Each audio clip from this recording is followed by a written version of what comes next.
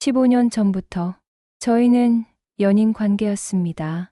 김미정의 차가운 고백이 거실에 메아리 쳤어요. 그럴 리가 없어요. 우리 남편이 그런 사람이 아니에요. 정숙의 절규하는 목소리에 딸 영희의 눈에도 눈물이 고였습니다. 오빠는 왜 현실을 인정하지 않으려고 해요? 증거가 이렇게 많은데. 증거라고? 이게 진짜 증거야? 아버지가 정말 남매는 아버지를 두고 격렬하게 대립하며 가족이 산산조각 났습니다. 사연 시작 전 구독과 좋아요는 무료입니다.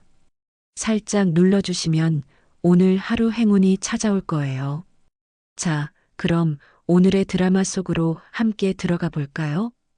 정숙은 새벽 5시면 어김없이 눈을 떴습니다. 40년 넘게 이어온 습관이었죠. 옆자리에서 코를 고는 남편 태연을 조심스럽게 깨우지 않으려 발소리를 죽이며 부엌으로 향했어요. 오늘도 이렇게 시작되는구나. 정숙은 작은 투룸 아파트의 좁은 부엌에서 된장찌개 끓는 소리를 들으며 혼자 중얼거렸습니다. 22살의 태연과 결혼한 이후로 하루도 빠짐없이 아침상을 차려온 세월이었어요. 젊었을 때는 힘들다고 생각했지만 이제는 이런 평범한 일상이 소중하게 느껴졌습니다. 작은 냉장고 문을 열어보니 달걀 몇 개와 김치, 그리고 어제 남은 반찬들이 전부였어요. 정숙은 한숨을 쉬며 달걀 2개를 꺼내 프라이팬에 올렸습니다. 지글지글 익어가는 달걀을 보며 또 다른 걱정이 밀려왔어요. 이번 달 전기료가 또 많이 나왔는데 태연은 50대 초반부터 작은 건설 현장에서 일용직으로 일해왔어요. 몸이 성한 날에만 나가서 벌어오는 돈은 늘 넉넉하지 않았지만 정숙도 동네 슈퍼에서 계산일을 도우며 가게에 보탰습니다. 두 사람이 벌어들이는 돈으로는 겨우 한 달 생활비를 충당하는 정도였죠. 정숙의 하루는 언제나 바빴습니다. 아침상을 차리고 남편을 현장에 보낸 후에는 집안 청소를 했어요. 비록 좁은 공간이지만 구석구석 깨끗하게 관리하는 것이 정숙만의 자부심이었습니다. 낡은 가구들이지만 정성스럽게 닦아내면 그나마 괜찮아 보였거든요. 오전 10시가 되면 동네 슈퍼로 출근했습니다. 사장님은 정숙의 성실함을 인정해서 벌써 5년째 일을 맡겨주고 있었어요. 하루 4시간, 일주일에 5번 나가서 받는 월급은 70만 원 남짓했습니다. 정숙 씨, 오늘도 고생하세요. 아니에요. 일 주셔서 감사하죠. 정숙은 계산대에 앉아 손님들을 응대하며 하루를 보냈습니다. 단골 손님들과 안부를 묻고 가격을 확인해주고 봉투에 물건을 담아드리는 일상이 반복됐어요. 때로는 힘들기도 했지만 집에만 있는 것보다는 나았습니다. 여보, 밥 했어요. 정숙이 방문을 살짝 열어 남편을 깨웠습니다. 태연은 투덜거리며 일어나 세수를 하고 식탁에 앉았어요. 오늘 현장 나가야 하는데 비 온다고 하던데 어쩌나? 그러게요. 비 오면 또 며칠 쉬어야 하는데. 두 사람은 늘 이런 대화를 나누었습니다. 당장의 생계 걱정, 앞으로의 노후 걱정이 대화의 대부분을 차지했어요. 태연의 일은 날씨에 좌우되는 경우가 많았거든요. 비가 오거나 눈이 오면 며칠씩 일을 할 수 없었고, 그럼 그만큼 수입이 줄어들었습니다. 이번 달은 전기료랑 관리비 내고 나면 또 빠듯할 것 같아요. 걱정하지 마. 나도 요즘 현장에서 일이 꽤 들어와서 조금씩이라도 더 벌 수 있을 것 같아. 태연은 정숙을 안심시키려 했지만 사실 자신도 불안했습니다. 나이가 들수록 체력은 떨어지는데 일은 점점 더 힘들어졌거든요. 하지만 그런 걱정 속에서도 태연은 가끔 정숙에게 이런 말을 했습니다. 걱정 마, 여보. 나름대로 우리 가족을 위해 모아둔 돈이 있어. 나중에 큰 도움이 될 거야. 정숙은 그 말을 들을 때마다 마음이 한결 가벼워졌습니다. 남편이 어떻게든 미래를 준비하고 있다는 생각에 안도감을 느꼈어요. 비록 그 돈이 얼마나 되는지, 어디에 있는지는 몰랐지만요. 정말요? 그럼 우리도 나중에 조금은 여유롭게 살 수 있겠네요. 당연하지. 평생 고생만 시킨 여보한테 좋은 것도 해주고 싶고, 태연의 목소리에는 진심이 담겨 있었습니다. 정숙은 그런 남편이 고마웠어요. 실제로 태연은 정숙 몰래 돈을 모으고 있었습니다. 하루 일당에서 10,000원씩, 때로는 5,000원씩 떼어내어 별도로 모아두고 있었어요. 정숙에게는 절대 들키지 않게 조심스럽게요.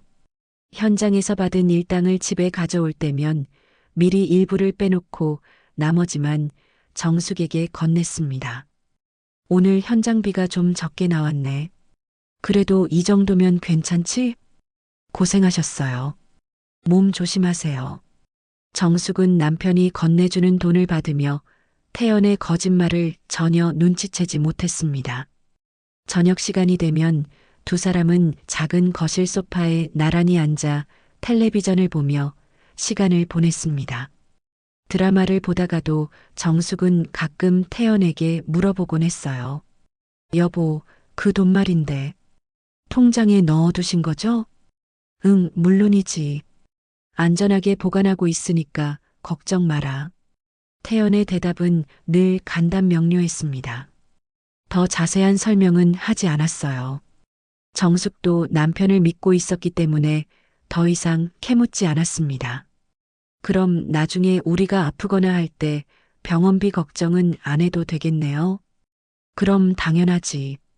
내가 언제 여보 걱정하게 한 적 있어?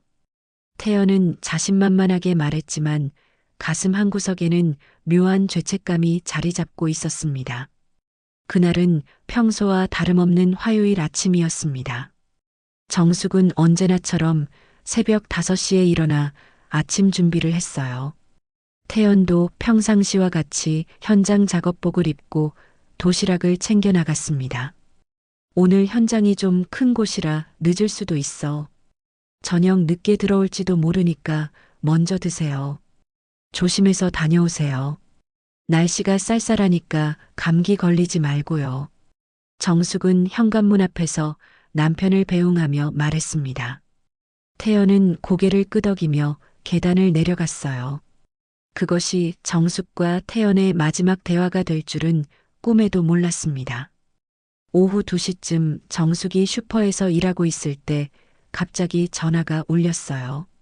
모르는 번호였지만 뭔가 불길한 예감이 들어 서둘러 받았습니다. 정숙 씨 맞으시죠? 저는 동대문 병원 응급실에서 전화드리는데요.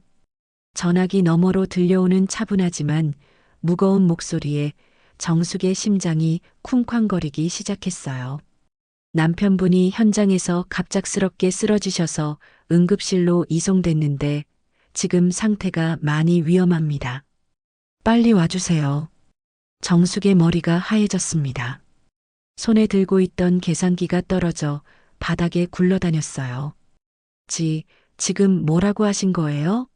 태연이가, 우리 남편이, 죄송합니다. 자세한 얘기는 병원에서 드리겠습니다. 빨리 오세요. 전화가 끊어진 후 정숙은 한동안 멍하니 서 있었습니다. 슈퍼 사장님이 다급한 정숙의 모습을 보고 얼른 대신 일을 봐주겠다며 병원으로 가라고 했어요. 정숙 씨, 어서 가세요. 여기는 제가 할게요. 사장님, 고맙습니다. 정숙은 가방을 들고 급하게 병원으로 향했습니다. 택시 안에서도 계속해서 태연에게 전화를 걸어봤지만 전화를 받지 않았어요. 손이 떨려서 제대로 번호도 누르기 어려웠습니다. 병원 응급실에 도착했을 때 이미 태연은 의식을 잃은 상태였어요. 의사는 심근경색으로 인한 심정지 상태라고 설명했습니다.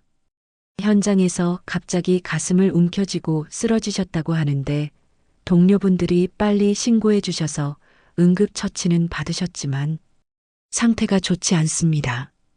정숙은 중환자실 유리창 너머로 각종 장비에 연결된 태연을 바라보며 눈물을 흘렸어요. 평생을 함께 산 남편이 저렇게 누워있는 모습을 보니 현실감이 들지 않았습니다. 의사 선생님, 괜찮아질 수 있죠? 우리 남편이 깨어날 수 있죠? 최선을 다하겠습니다. 하지만 너무 오래 심정지 상태였던 것 같아서 의사의 말은 끝까지 이어지지 않았지만 정숙은 그 의미를 충분히 알 수 있었어요. 정숙은 병원 복도 의자에 앉아 밤새 기다렸습니다. 가끔 간호사가 와서 태연의 상태를 알려줬지만 좋아질 기미는 보이지 않았어요. 새벽 4시쯤 의사가 정숙을 불렀습니다. 유가족분이시죠? 죄송합니다. 그 한마디로 정숙의 세상이 무너졌어요. 40년을 함께 산 남편이 영영 돌아오지 못할 곳으로 떠나버린 거였습니다. 아니야. 이럴 리가 없어. 어제까지도 멀쩡했는데. 정숙은 중환자실로 뛰어들어가 태연의 손을 잡고 흔들어댔어요. 하지만 차가워진 손은 더 이상 정숙의 손을 잡아주지 않았습니다. 급하게 연락받고 온 아들 민수와 딸 영희가 병원에 도착했습니다. 두 자녀 모두 아버지의 갑작스러운 죽음에 충격을 받았어요. 엄마, 아버지가 정말 돌아가신 거예요? 영희가 울먹이며 물었습니다. 정숙은 고개만 끄덕일 뿐 말이 나오지 않았어요. 장례식장에서의 사흘은 정말 길고 힘들었습니다. 태연의 동료들, 친척들, 동네 사람들이 찾아와 조문을 했어요. 모두들 태연의 갑작스러운 죽음을 안타까워했습니다. 정말 좋은 사람이었는데 너무 일찍 가셨네요. 평생 성실하게 사신 분인데 이럴 수가. 조문객들의 위로 인사를 받으며 정숙은 점점 현실을 받아들이게 됐어요. 이제 정말 혼자가 된 거구나 하는 생각이 들었습니다. 장례 마지막 날 관을 닫기 전에 정숙은 태연의 얼굴을 마지막으로 바라봤어요. 여보, 나 혼자 어떻게 살라고 이렇게 먼저 가요? 약속했잖아요. 우리 함께 늙어가기로. 정숙의 눈물이 태연의 얼굴에 떨어졌습니다. 평생을 함께한 사람을 보내는 마음은 말로 표현할 수 없었어요. 화장을 마치고 집으로 돌아온 정숙은 텅 빈 집안을 멍하니 바라봤습니다. 태연의 작업복이 걸린 옷장, 그가 앉던 소파, 함께 밥을 먹던 식탁. 모든 것이 태연을 떠올리게 했어요. 이제 정말 혼자구나. 그때 문득 태연이 생전에 했던 말이 떠올랐습니다. 가족을 위해 모아둔 돈이 있다고, 나중에 큰 도움이 될 거라고 했던 그 말이요. 그래, 그 돈. 이제 찾아봐야겠다. 정숙은 갑자기 급해진 마음으로 태연의 물건들을 뒤지기 시작했습니다. 서랍장, 옷장, 심지어 신발장까지 모든 곳을 살펴봤어요. 하지만 통장 같은 건 쉽게 찾을 수 없었습니다. 어디에 숨겨뒀을까? 분명히 어디선가는 있을 텐데. 정숙의 마음은 복잡했어요.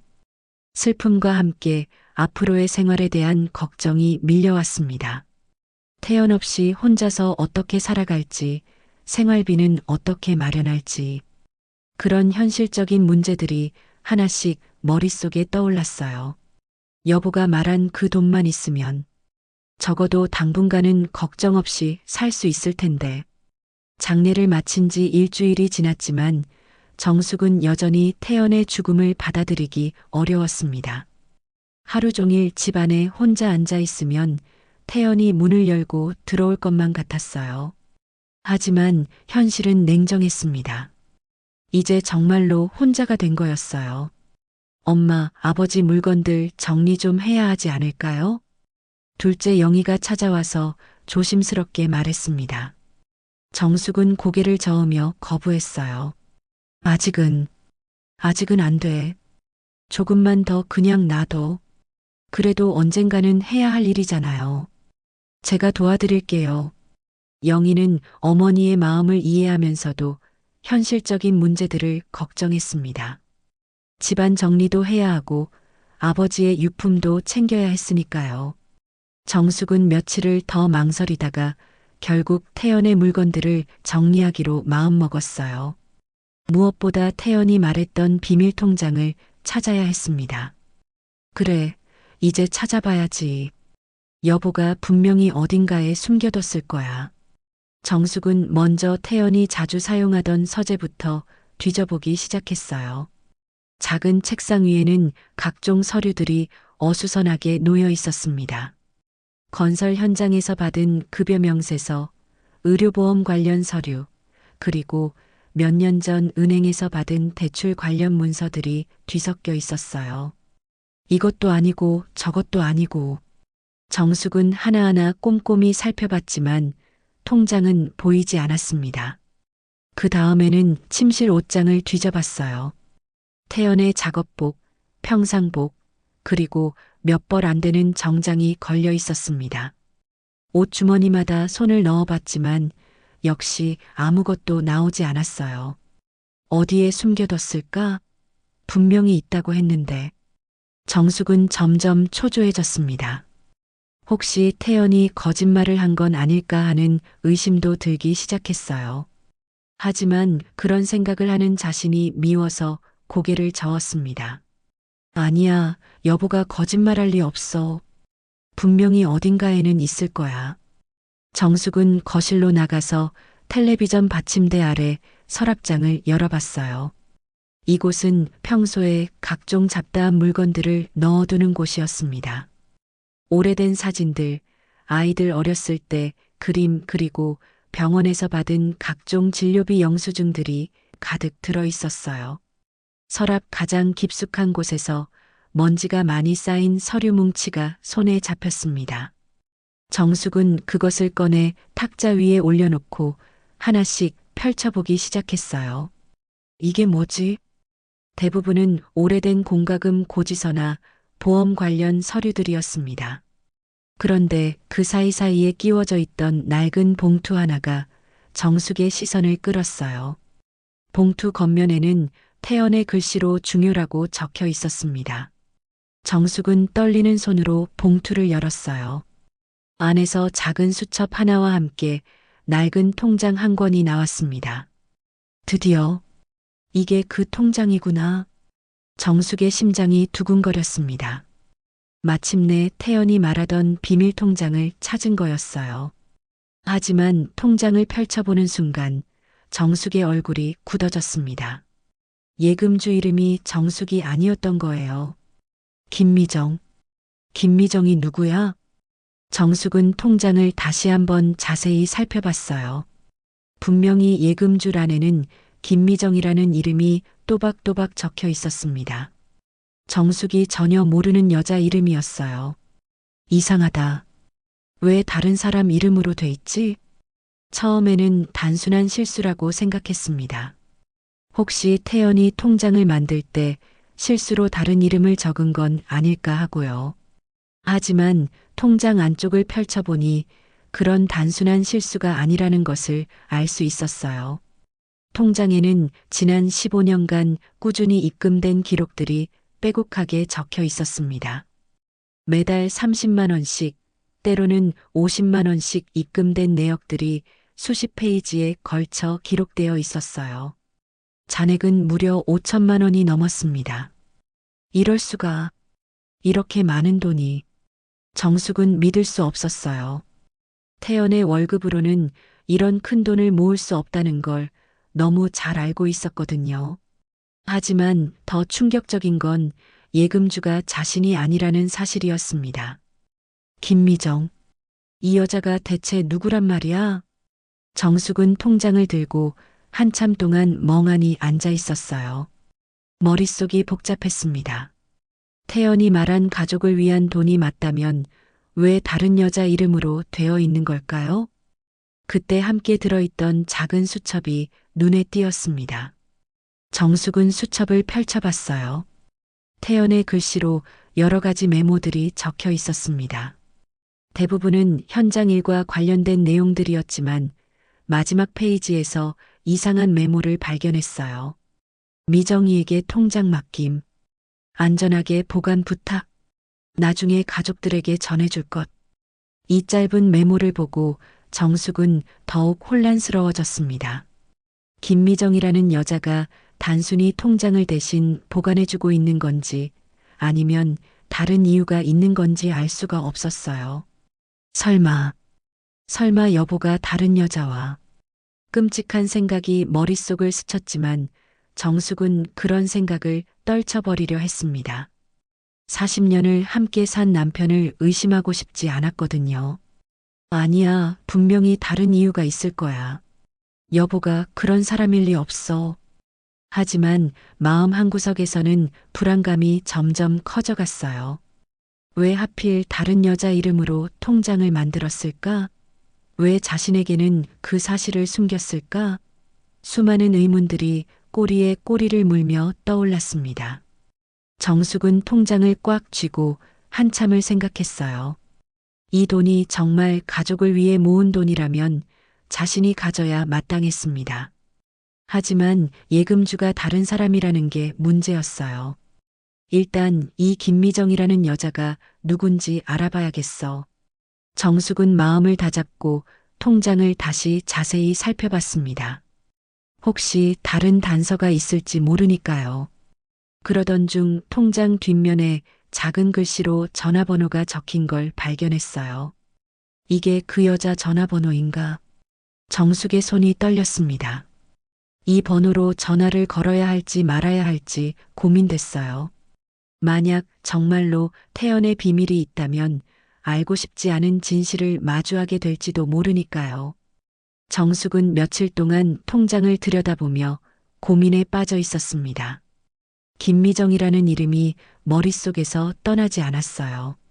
도대체 이 여자가 누구이고 왜 태연이 그 여자 이름으로 통장을 만들었을까요? 여보, 당신이 나한테 숨긴 게 있는 거야? 정숙은 태연의 영정사진 앞에서 혼잣말을 했습니다. 사진 속 태연은 여전히 온화한 미소를 짓고 있었지만 이제는 그 미소조차 낯설게 느껴졌어요. 통장 뒷면에 적힌 전화번호를 보며 정숙은 수없이 망설였습니다. 전화를 걸어야 할지 말아야 할지 결정을 내리지 못했어요. 만약 끔찍한 진실을 알게 된다면 어떻게 해야 할까요? 일주일째 고민하던 정숙은 결국 용기를 내어 그 번호로 전화를 걸어보기로 했습니다. 떨리는 손으로 번호를 눌렀어요. 신호음이 몇 번 울린 후 여자 목소리가 들려왔습니다. 여보세요? 목소리는 생각보다 젊고 부드러웠어요. 정숙보다 훨씬 어린 것 같았습니다. 혹시 김미정 씨 맞으신가요? 네, 맞는데요. 누구세요? 정숙은 목이 메어 한동안 말을 하지 못했어요. 정말로 김미정이라는 여자가 존재한다는 사실에 충격을 받았습니다. 저는 태연 아내입니다. 우리 남편이 돌아가셔서 전화기 너머로 잠깐의 침묵이 흘렀어요. 그러고 나서 김미정의 목소리가 다시 들려왔습니다. 아, 태연 씨가 돌아가셨다고요? 김미정의 목소리에서 당황스러움과 함께 묘한 슬픔이 느껴졌어요. 정숙은 그 반응이 이상했습니다. 남의 남편 죽음에 왜 저렇게 슬퍼하는 걸까요? 네.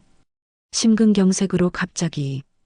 그런데 집을 정리하다가 당신 이름으로 된 통장을 발견했어요. 아, 그 통장을 찾으셨군요. 김미정의 대답은 담담했습니다. 마치 이런 일이 언젠가는 일어날 거라고 예상하고 있었던 것 같았어요. 그게 무슨 의미인지 설명해 주실 수 있나요? 왜 제 남편이 당신 이름으로 통장을 만든 건가요? 전화로는 좀 어려울 것 같은데요. 만나서 이야기하는 게 좋겠어요. 시간 되시면 커피숍에서 만나실래요? 정숙은 직접 만나자는 제안에 망설였어요. 하지만 궁금증을 참을 수가 없었습니다. 알겠어요. 언제 어디서 만날까요? 이틀 후 정숙은 약속 장소인 동네 커피숍에서 김미정을 기다리고 있었습니다. 마음이 복잡했어요. 과연 어떤 여자일까? 정말로 태연과 특별한 사이였을까? 온갖 상상이 머릿속을 스쳤습니다. 오후 2시 정각 커피숍 문이 열리며 세련된 차림의 여자가 들어왔어요. 40대 초반으로 보이는 그 여자는 정숙을 찾는 듯 둘러보더니 다가왔습니다. 정숙 씨 맞으시죠? 저 김미정이에요. 김미정은 정숙보다 한참 어려 보였어요. 잘 관리된 피부와 깔끔한 옷차림에서 경제적 여유가 느껴졌습니다. 정숙은 자신의 촌스러운 모습이 부끄러워졌어요. 네, 안녕하세요. 정숙은 어색하게 인사했습니다. 김미정은 정숙 맞은편에 앉으며 미소를 지었어요. 그런데 그 미소가 왠지 불편했습니다. 먼저 조의를 표합니다. 태연 씨 정말 좋은 분이었는데 고맙습니다. 그런데 우리 남편과 어떤 사이셨나요? 정숙은 돌려 말하지 않고 직접적으로 물어봤어요. 더 이상 궁금증을 참을 수 없었거든요. 김미정은 잠깐 망설이더니 천천히 입을 열었습니다. 솔직히 말씀드릴게요. 저와 태연 씨는 오랫동안 특별한 관계였어요. 정숙의 머리가 하얘졌어요. 예상했던 일이지만 직접 듣고 나니 충격이 컸습니다. 특별한 관계라니. 그게 무슨 뜻인가요? 15년 전부터 저희는 연인 관계였습니다. 김미정의 고백에 정숙은 말문이 막혔어요. 15년이라니. 그럼 태연이 15년 동안 자신을 속여온 거란 말인가요? 그럴 리가 없어요. 우리 남편이 그런 사람이 아니에요. 정숙은 격렬하게 부인했지만 김미정은 침착했습니다. 저도 처음에는 기혼자와 사귀고 싶지 않았어요. 하지만 태연 씨가 부인과는 사실상 남남이라고 단지 겉으로만 부부 행세를 하고 있다고 하더라고요. 거짓말이에요. 우리는 사랑하며 살았어요. 정숙의 목소리가 높아졌어요. 주변 사람들이 쳐다보기 시작했습니다. 태연 씨는 저에게 진짜 사랑을 느낀다고 했어요.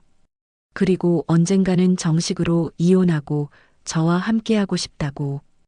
김미정의 말에 정숙은 현기증을 느꼈어요. 40년 동안 함께 산 남편이 다른 여자에게 이런 말을 했다니 믿고 싶지 않았습니다. 그래서 그 통장도 네, 태연 씨가 저희 미래를 위해 모아둔 돈이에요. 제 이름으로 만든 건 나중에 함께 살 때를 위해서였다고 하시더라고요. 정숙은 가슴이 무너지는 것 같았어요. 자신이 알던 태연은 허상이었던 건가요? 평생을 함께 살면서도 진짜 남편의 모습을 몰랐던 건가요? 그럼 그 돈은 법적으로는 제 명의니까 제 것이죠. 김미정의 말이 정숙에게는 날카로운 칼처럼 꽂혔어요. 5천만 원이라는 거액이 하루아침에 날아가 버린 거였습니다. 하지만 태연 씨가 돌아가셨으니 이제 저희 관계도 끝이 났죠. 솔직히 말씀드리면 이 돈으로 새로운 시작을 하려고 해요. 김미정은 마치 당연한 일인 것처럼 말했습니다. 정숙은 분노가 치밀어 올랐어요. 그건 제 남편이 평생 모은 돈이에요. 당신이 가질 수 없어요.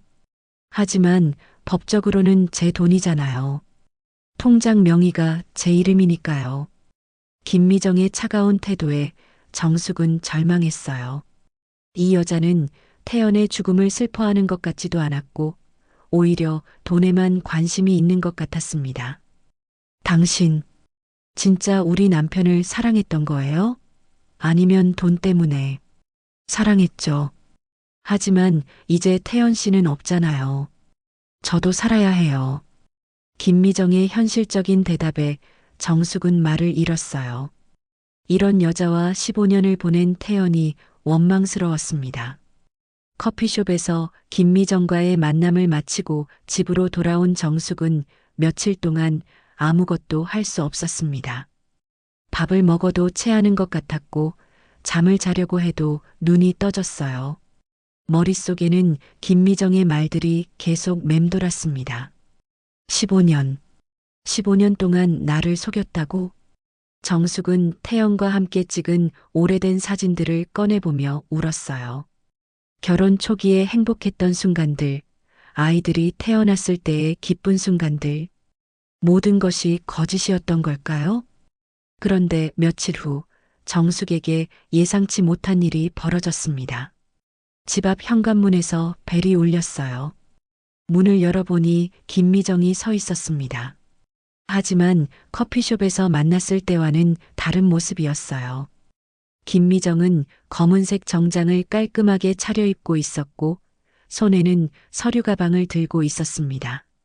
마치 변호사나 은행 직원 같은 인상을 주었어요. 안녕하세요, 정숙 씨. 갑자기 찾아와서 죄송해요. 김미정의 목소리는 예전보다 더 차갑고 사무적이었습니다. 정숙은 불안한 마음으로 김미정을 집 안으로 들였어요. 무슨 일로 오셨어요? 통장 일로 왔어요.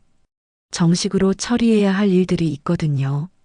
김미정은 거실 소파에 앉으며 서류 가방을 열었습니다. 안에서 여러 장의 문서들을 꺼내 테이블 위에 놓았어요. 이게 뭐예요? 정숙이 서류를 보니 은행 관련 문서들과 법무사 사무소 도장이 찍힌 서류들이었습니다.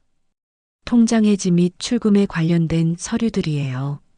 사실 태연 씨가 살아계실 때 이미 저에게 모든 권한을 위임하셨거든요.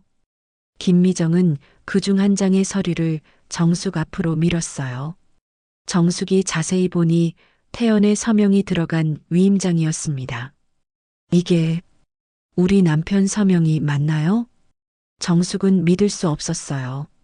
태연이 정말로 이런 서류에 사인을 했다는 게 믿어지지 않았습니다. 물론이죠. 작년에 태연 씨가 직접 법무사 사무소에 와서 작성하신 거예요. 혹시 모를 상황에 대비해서 미리 준비해 둔 거라고 하시더라고요.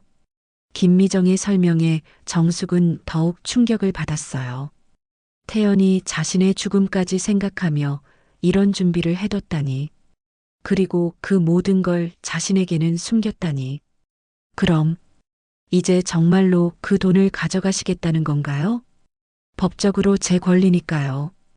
태연 씨도 그렇게 원하셨고요. 김미정은 냉정하게 말했습니다. 정숙은 가슴이 답답했어요. 잠깐만요. 이건 너무 갑작스러워요. 저도 생각할 시간이 필요해요. 생각하실 것도 없어요. 이미 법적으로 정리된 일이거든요. 오늘 이 서류에 사인만 해주시면 모든 절차가 완료돼요. 김미정은 펜을 꺼내 정숙에게 건넸습니다. 정숙은 펜을 받지 않고 고개를 저었어요. 안 돼요. 이건 우리 가족의 돈이에요. 제 남편이 평생 모은 돈이라고요. 하지만 태연 씨는 저를 위해 모으신 거라고 하셨는데요. 김미정의 말에 정숙은 화가 치밀어 올랐습니다. 이 여자가 태연의 진심을 조작하고 있는 건 아닐까요? 그건 당신 말일 뿐이에요. 증거가 있나요? 증거요? 김미정은 미소를 지으며 핸드폰을 꺼냈어요. 그리고 몇 개의 사진을 정숙에게 보여줬습니다. 정숙은 그 사진들을 보고 더욱 충격을 받았어요. 태연과 김미정이 함께 찍은 사진들이었습니다. 식당에서, 여행지에서, 심지어 호텔에서까지 10여 년에 걸친 사진들이 수십 장 있었어요. 이것만으로도 충분한 증거 아닌가요? 김미정의 목소리에는 승리감이 묻어났습니다. 정숙은 사진들을 보며 눈물이 났어요. 언제부터 이랬던 거예요? 제가 말씀드렸잖아요. 15년 전부터요. 태연 씨는 정말 저를 사랑하셨어요. 그때 마침 정숙의 딸 영희가 집에 들어왔습니다. 영희는 거실에 앉아 있는 낯선 여자를 보고 의아해했어요. 엄마, 이분은 누구세요? 정숙은 어떻게 설명해야 할지 몰랐어요. 딸에게 아버지의 불륜을 어떻게 말할 수 있겠습니까? 안녕하세요. 저는 김미정이라고 해요. 따님의 아버지와 가까운 사이였어요. 김미정이 먼저 나서서 인사했습니다. 영희는 더욱 의아해했어요. 가까운 사이요? 아버지 친구분인가요? 그런 셈이죠. 김미정은 애매하게 대답했습니다. 하지만 테이블 위의 서류들과 사진들을 본 영희는 뭔가 이상함을 느꼈어요. 엄마, 무슨 일이에요? 이 서류들은 뭐고, 이 사진들은? 영희가 태영과 김미정의 사진을 보는 순간 얼굴이 굳어졌습니다. 이게 뭐예요? 아버지가 이 여자분과. 영희야. 정숙은 딸을 말렸지만 이미 늦었어요. 영희는 사진들을 하나하나 보며 현실을 파악하고 있었습니다. 아버지가 바람을 피우셨다는 거예요? 영희의 목소리가 떨렸습니다. 김미정은 담담하게 대답했어요. 바람이라기보다는 진짜 사랑이었어요. 아버님은 저를 정말 사랑하셨거든요. 뭐라고요? 영희는 화를 내며 김미정을 노려봤습니다. 하지만 김미정은 전혀 위축되지 않았어요. 사실을 말씀드린 것뿐이에요. 그리고 아버님이 저를 위해 모아두신 돈도 찾으러 왔고요. 돈이라니, 무슨 돈을 말하는 거예요? 영희가 어머니를 바라봤습니다. 정숙은 울먹이며 통장을 보여줬어요. 이게 아버지가 우리 가족을 위해 모아뒀다던 그 돈인데 이 여자 이름으로 되어 있어. 영희는 통장을 보고 더욱 충격을 받았어요. 5천만 원이라는 거액이 아버지가 아닌 다른 여자 명의로 되어 있다니. 이건 말이 안 돼요. 우리 아버지 돈인데 왜 당신이 가져가려는 거예요? 법적으로는 제 돈이에요. 통장 명의도 제 거고 아버님이 직접 저에게 위임하셨거든요. 김미정은 위임장을 영희에게 보여줬습니다. 영희는 아버지의 서명을 확인하고 절망했어요. 이럴 수가. 정말 아버지가 이런 일을. 어머니와 딸이 충격에 빠진 사이 김미정은 차분하게 서류를 정리했습니다. 오늘 처리 안 하시면 내일 직접 은행에 가서 해결하겠어요. 어차피 제가 할 수 있는 일이니까요. 김미정은 서류 가방을 닫으며 일어섰습니다. 시간을 더 드릴 순 없어요. 저도 새로운 인생을 시작해야 하거든요. 김미정이 집을 나간 후 거실에는 무거운 침묵이 흘렀습니다. 정숙과 영희는 서로를 바라보며 말을 하지 못했어요. 태연의 배신이 너무나 충격적이었거든요. 엄마, 정말 아버지가 그런 일을. 영희가 먼저 입을 열었지만 끝까지 말하지 못했습니다. 아버지가 15년 동안 바람을 피웠다는 사실을 받아들이기 어려웠어요. 나도 믿을 수가 없어. 40년을 함께 살았는데. 정숙은 고개를 숙이며 한숨을 쉬었습니다. 그동안 자신이 알던 태연은 과연 진짜였을까요? 아니면 모든 게 가면을 쓰고 한 연기였을까요? 그런데 엄마 오빠한테는 말했어요? 영희가 조심스럽게 물었습니다. 민수는 장남이었고 평소 아버지를 무척 존경했거든요. 이런 사실을 알게 되면 큰 충격을 받을 게 분명했어요. 아직 어떻게 말해야 할지 모르겠어. 정숙은 고민이 깊었습니다. 하지만 결국에는 민수도 알아야 할 일이었어요. 이틀 후 정숙은 민수를 집으로 불렀습니다. 온 가족이 모여 이야기해야 할 때라고 생각했거든요. 민수는 어머니의 심각한 목소리에 무슨 일인지 궁금해하며 집에 왔어요. 엄마, 무슨 급한 일이 있으세요? 갑자기 오라고 하시니까. 민수가 거실에 앉으며 물었습니다. 정숙은 어디서부터 설명해야 할지 몰랐어요. 민수야, 아버지에 관한 얘기인데. 아버지요? 무슨 일인데요? 민수는 의아해했습니다. 정숙은 통장과 사진들을 테이블 위에 놓았어요. 이것들을 봐. 민수가 사진들을 보는 순간 얼굴색이 변했습니다. 아버지가 낯선 여자와 다정하게 찍은 사진들이었거든요. 이게 뭐예요? 아버지가 이 여자와 아버지가 15년 동안 바람을 피우셨어. 정숙의 말에 민수는 충격을 받아 말을 잇지 못했어요. 평생 존경해온 아버지가 어머니를 배신했다니 믿을 수 없었습니다. 그럴 리가 없어요. 아버지가 그런 분이 아니에요. 민수는 격하게 반응했습니다. 하지만 영희가 통장을 보여주며 설명했어요. 오빠, 이것도 봐요. 아버지가 평생 모았다던 돈이 그 여자 이름으로 되어 있어요. 민수가 통장을 보고 더욱 당황했습니다. 김미정이라는 낯선 이름과 5천만 원이라는 거액에 놀랐어요. 이건 뭔가 오해가 있는 거 아닐까요? 아버지가 그 여자에게 통장 관리를 맡기신 건 아닐까요? 민수는 여전히 아버지를 믿고 싶어 했습니다. 하지만 정숙은 고개를 저었어요. 그 여자가 직접 와서 말했어. 아버지와 연인 관계였다고. 그리고 그 돈은 자기를 위해 모은 거라고. 말도 안 돼요. 그 여자가 거짓말하는 거예요. 민수의 목소리가 높아졌습니다. 하지만 영희는 오빠와 다른 반응을 보였어요. 오빠, 사진을 다시 봐요. 이게 하루 이틀 사이가 아니에요. 몇 년에 걸쳐서 찍은 사진들이라고요. 영희는 사진들을 하나하나 민수에게 보여줬습니다.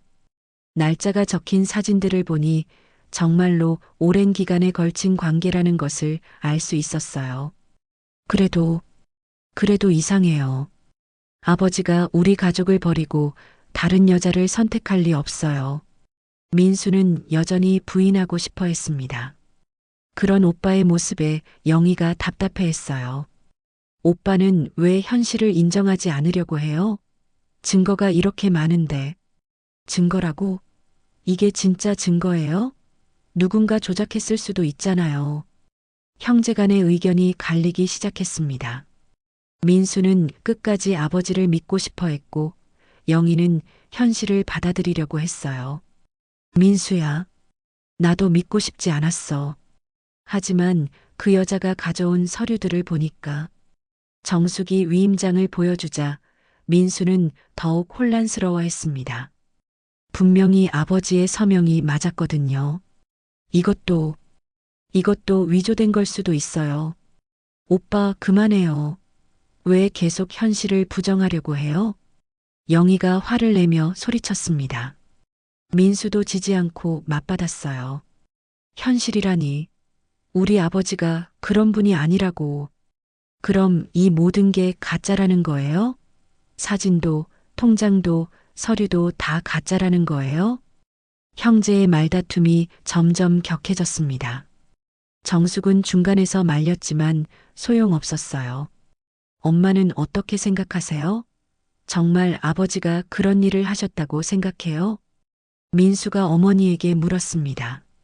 정숙은 답하기 어려웠어요. 마음으로는 태연을 믿고 싶었지만 증거들이 너무 명확했거든요.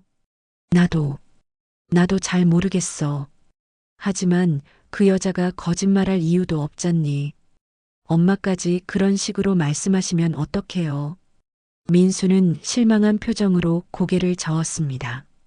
그런 오빠의 모습에 영희가 더욱 화가 났어요. 오빠는 정말 답답해요.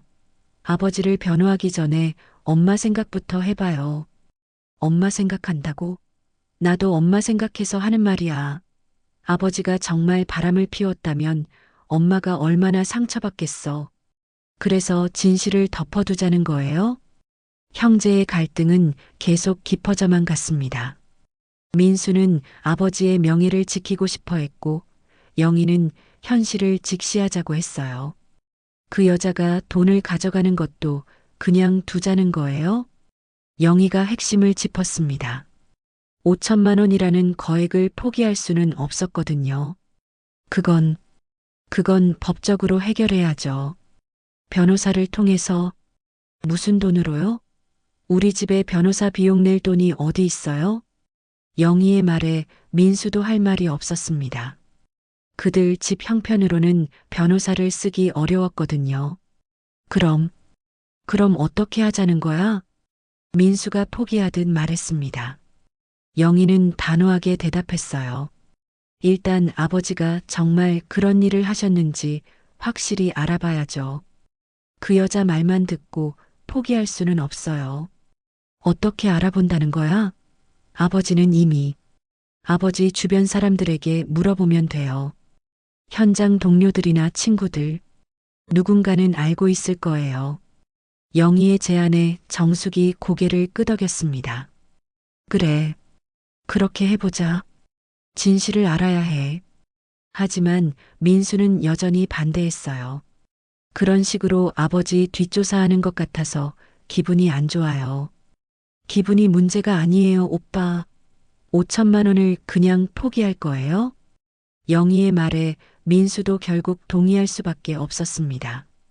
하지만 마음속으로는 여전히 아버지를 믿고 싶어 했어요. 그날 밤 정숙은 잠들지 못하고 뒤척였습니다. 가족들 사이에 금이 가기 시작했어요. 태연의 비밀 때문에 남은 가족들까지 갈라지고 있었습니다. 다음 날 정숙은 영희와 함께 태연이 마지막으로 일했던 건설 현장을 찾아갔습니다. 진실을 알아내기 위해서는 태연과 가장 가까이 지냈던 동료들에게 물어보는 수밖에 없었어요. 현장 사무실에서 만난 반장 김 씨는 정숙을 보고 반가워했습니다. 사모님, 이런 데까지 오시다니.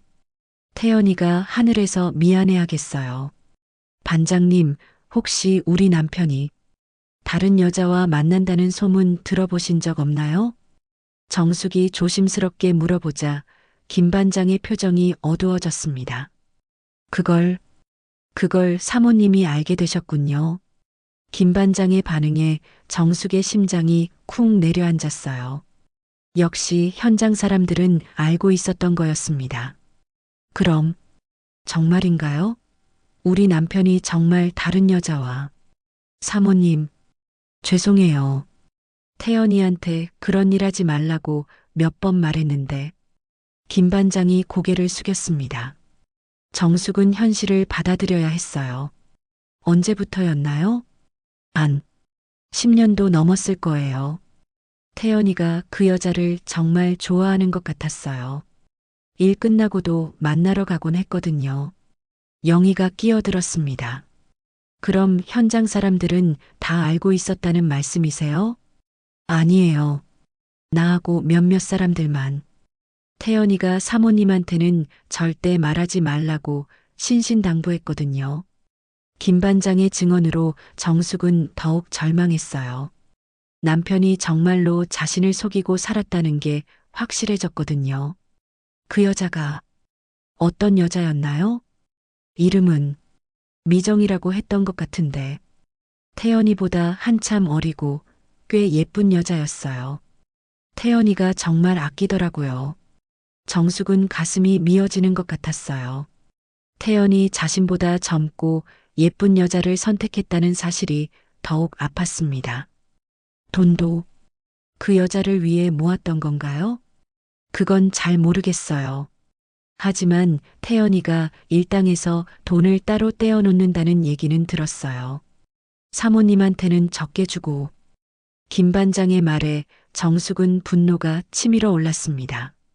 자신이 생활비가 부족해서 고생할 때 태연은 다른 여자를 위해 돈을 모으고 있었던 거였어요.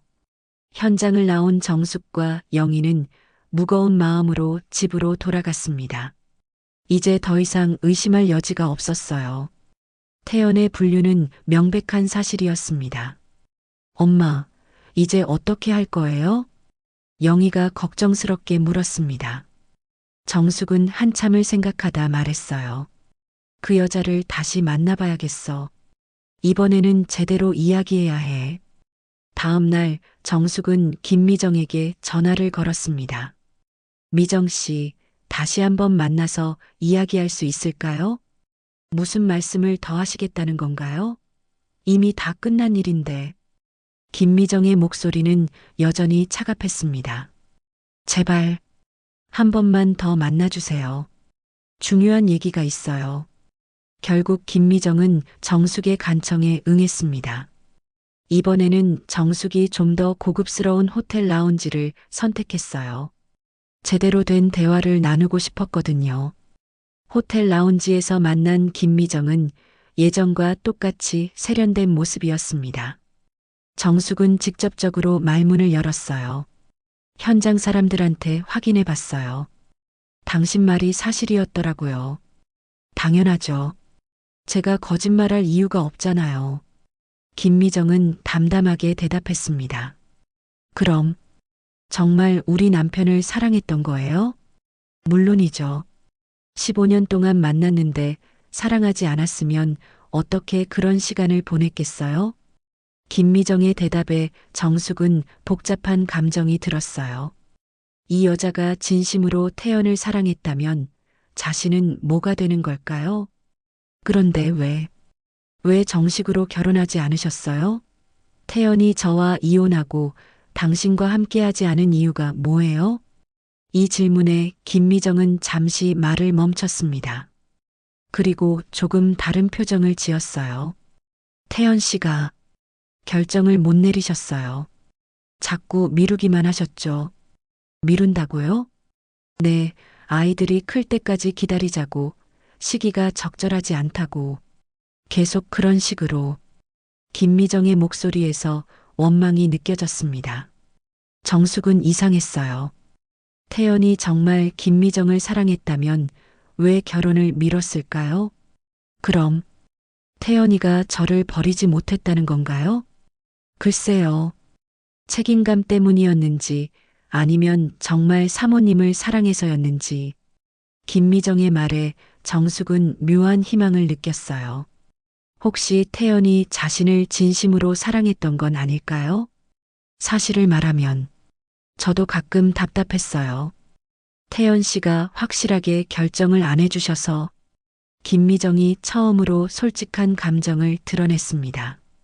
정숙은 이 여자도 태연 때문에 고생했다는 걸 알 수 있었어요. 그래도 그 돈은 분명히 당신을 위해 모으신 거죠? 맞아요. 언젠가 함께 살 날을 위해서라고 하셨어요. 하지만 이제 김미정이 말을 멈췄습니다. 태연이 죽었으니 모든 계획이 무너진 거였어요.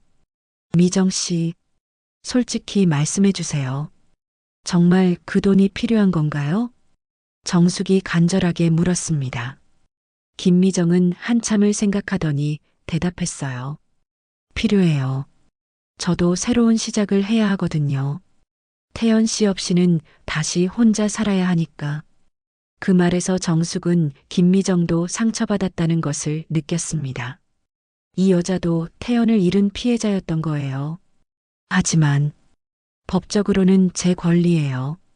태연 씨도 그렇게 원하셨고, 김미정은 다시 현실적인 이야기로 돌아왔습니다. 정숙은 더 이상 할 말이 없었어요. 두 여자는 서로를 바라보며 복잡한 감정에 빠졌습니다. 한 남자를 사랑한 두 여자 하지만 이제 그 남자는 없었어요. 호텔 라운지에서의 만남 이후 정숙은 며칠 동안 깊은 고민에 빠져 있었습니다. 김미정도 태연을 잃은 피해자라는 생각이 들기도 했지만 그렇다고 해서 5천만 원을 그냥 포기할 수는 없었어요. 엄마 결정하셨어요? 영희가 조심스럽게 물었습니다. 민수도 옆에서 어머니의 대답을 기다리고 있었어요. 그 돈 포기할 수 없어. 아버지가 우리 가족을 위해 모은 거라고 했으니까. 정숙의 결심에 영희는 고개를 끄덕였지만 민수는 여전히 걱정스러워했습니다. 하지만 법적으로는 그 여자 것 아닌가요? 법이 다가 아니야. 도덕적으로는 우리 것이 맞아. 정숙은 단호하게 말했습니다. 그리고 김미정에게 다시 전화를 걸었어요. 미정 씨, 마지막으로 한 번만 더 만나주세요. 제대로 이야기를 해봅시다. 김미정은 처음에는 거절하려 했지만 정숙의 간곡한 부탁에 결국 응했습니다. 좋아요. 하지만 이번이 정말 마지막이에요. 만남 장소는 태연이 자주 다니던 동네 찻집이었습니다. 정숙은 일부러 이곳을 선택했어요. 태연의 흔적이 남아있는 곳에서 마지막 대화를 나누고 싶었거든요. 찻집에 먼저 도착한 정숙은 태연이 앉던 자리에 앉아 김미정을 기다렸습니다. 잠시 후 김미정이 들어왔어요. 이번에는 평상복 차림이었지만 여전히 세련되어 보였습니다. 여기서 만나자고 하신 이유가 있나요? 김미정이 앉으며 물었습니다. 정숙은 잠시 망설이다 말했어요. 우리 남편이 태연이가 자주 오던 곳이에요. 마지막 대화를 여기서 하고 싶었어요.